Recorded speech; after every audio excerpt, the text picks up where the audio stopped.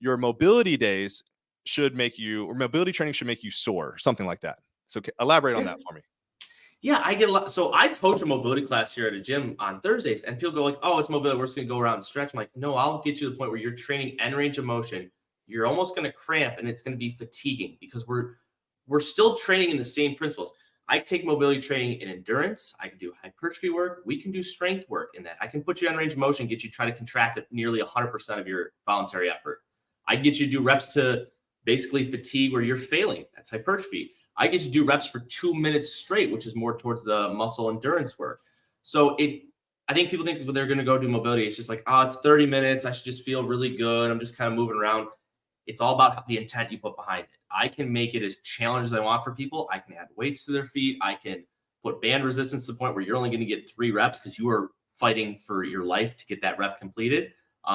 You should be sore. You should feel like you worked out. Now, are you going to have the same heart rate as doing like a sprint workout or like an Orange Theory or CrossFit? No, but will you be fatigued and your muscles be sore? Absolutely. So if you're doing it the right way, you will get, sore and tired. If you're just going to, half-ass it, just like if you were to go to the gym, you could do a 5x5 back squat and get nothing out of it if you're only going to put 40% on the bar. You did it. Sure, you back squat tape, but did you actually work up to 80%? No. So it's the same concept. It all goes under the same umbrella. Mobility training has the exact same principles as strength training, hypertrophy, bodybuilding, endurance. It's all physiology, no matter how you look at it. I don't think I've ever heard someone say that before. So that's really nice to hear, because when I go in and do my mobility, sometimes people give me weird looks, or I've posted it online and someone's like, why are you struggling so hard to do something like that? I'm like, because I'm trying, because it should be hard. Right. Like if I was just going to fuck around and do something to, some half-ass check the box band pull apart. Yeah. But why don't I just go ahead and skip that and just do my workout? Yeah, then you're just wasting. Like, it's all about the intent, right? I'm just moving just to move. You're like, well, if you do it the right way, for example, like the shoulder swimmers, you put your hands behind your head, go all the way back and around and come here. Oh yeah. People look at that and go, dude, that's so easy. I go, grab 2.5 pound plates, stay there, lock everything in, and try to go for like a 20-second rep. And they're like, oh, I can't do that. Well, there you go. There's mobility training. If you just sit there and swing your arms, anyone could do that. That's a general warm up to just get blood flowing.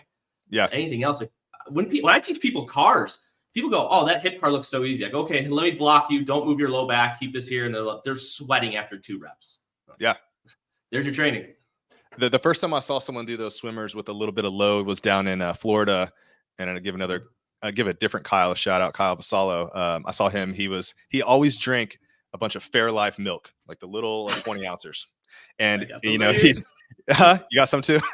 I got, dude. I live off these. These are the greatest things in the world. But yeah. So but he would grab one of those. I think it was full. Maybe it was half full, depending on the person. Yeah. I don't know what the weight was. And he would give that to the person and have them like do that behind their back and like pass it back and forth. And that was his resistance he gave for that. And at first I thought it was kind of funny, but then I thought about it, and I went to do some like weighted swimmers like you're describing.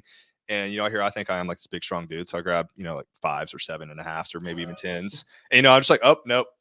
I need to go grab one of those Fairlife bottles because I can't. Seriously, most gyms don't have, like, even if you have a 2.5 as a female trying to do it, because sometimes I'll struggle with the 2.5 or a 5. You're like, you need like a half a pound. So I actually have those little, like the Rogue mini weights that I'll give people like, yeah, you give me a 1/4 pound. And I'm like, yeah, go ahead and try it. And they go do a lift off or something, like, I can't move my arm. I'm like, it doesn't take a lot, but now you can train just like anything else. You can progress mobility training with weight, reps, time under tension, you name it. It doesn't just mean go in there, take body weight, and just swing your arm around.